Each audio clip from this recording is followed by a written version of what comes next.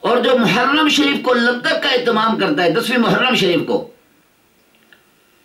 اس کی فضیلت ہی آئی ہے کہ جو 10ویں محرم شریف کو لنگر کا اہتمام کرے اور اس کو کھلائے، اگر گھر کسی کو بلا کر نہیں کھلا سکتا، اس کو محلے میں تقسیم کر دے، تو فرمایا نبی کریم صلی اللہ علیہ وسلم نے پورے سال اس گھر میں برکت ہی برکت رہتی ہے۔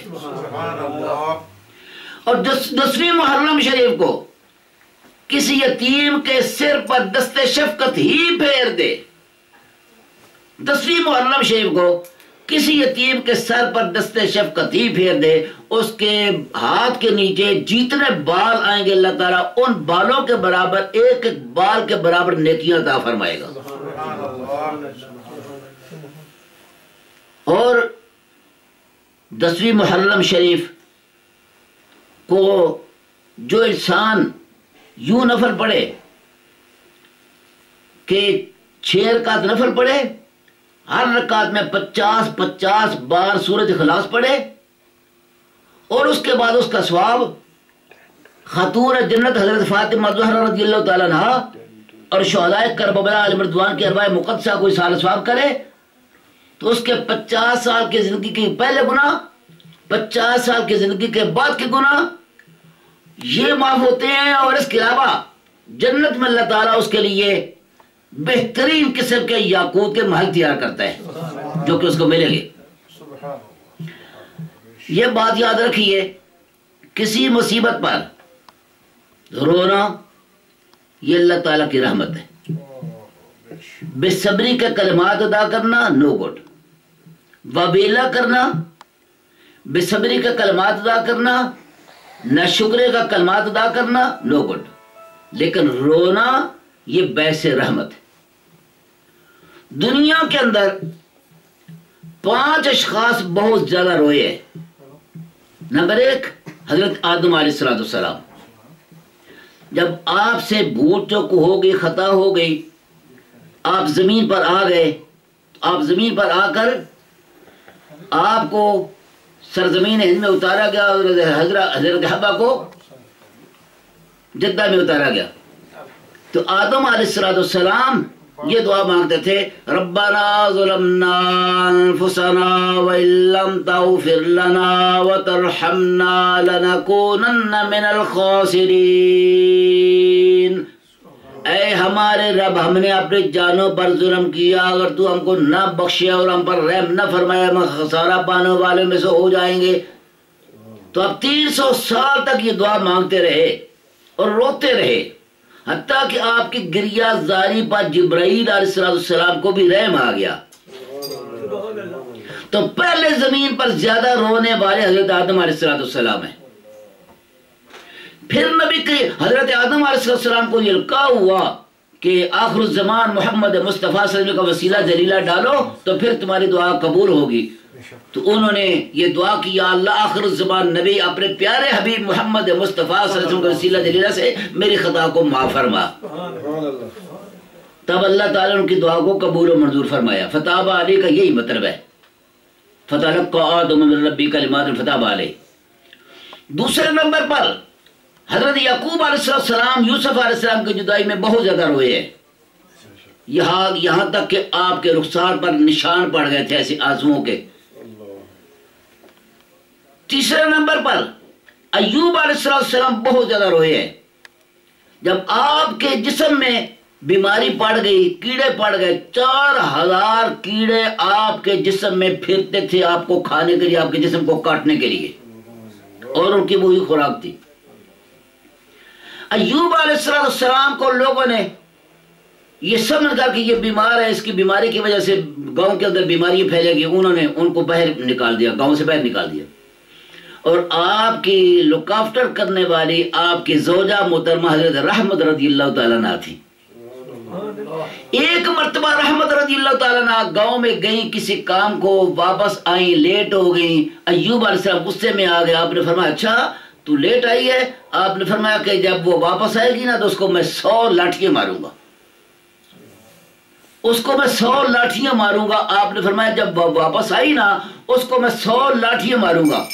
جب واپس آئیں حضرت ایوب علیہ السلام بہت زیادہ غصے میں تھے، تو اللہ تعالیٰ نے فرمایا کہ اے میرے نبی، یہ تمہاری بیوی ہے، اس نے تمہاری خدمت کی ہے، اس کی خدمت کا صلہ یہ نہیں ہونا چاہیے کہ آپ اس کو 100 لاٹھیاں ماریں۔ ارشاد فرمایا مارو ضرور، اپنی قسم پوری کرو، قسم مت توڑو، لیکن فرمایا خود بیدک ضغثا فاضرب به ولا تحنث انا وجدناه صابرا نعم العبد انه اواب۔ فرمایا اپنے ہاتھوں میں جھاڑو لے کر اس کو ایک مرتبہ مار دو، وہ 100 لاٹھیاں بن جائیں گی۔ جھاڑو کے اندر کتنے ہوتے ہیں دن کے؟ وہ 100 دن کہیں زیادہ ہوتے ہیں۔ فرمایا اس کو اس طرح نہ مارو کہ تم لاٹھیاں اس کو مارنا شروع کر دو، اس نے تمہیں خدمت کی ہے، تمہاری خدمت کی ہے، خدمت کا صلہ یوں نہ دو۔ فرمایا کہ ٹھیک اپنا غصہ بھی پورا کر لو، قسم بھی نہ توڑو۔ فرمایا کہ اس کو ایک جھاڑو ایک مرتبہ مار دو، تمہاری قسم پوری ہو جائے گی، جھاڑو مار دو۔ فرمایا انا وجدناه صابرا، ہم نے داؤد کو صبر کرنے والا پایا، نعم العبد، کتنا اچھا بندہ ہے، انہ اواب، بے شک وہ رجوع لانے والا، توبہ کرنے والا ہے۔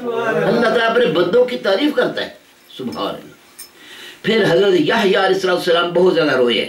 یحییٰ علیہ السلام جب زکریا علیہ السلام بات کر رہے تھے مسجد کے اندر، تو آپ نے فرمایا الویل من دخل غضبان، وہ بندہ اس کے لیے ویل ہے، اس کے لیے خرابی ہے جو غضبان میں داخل ہو، یعنی دوزخ کا ایک طبقہ ہے وہاں۔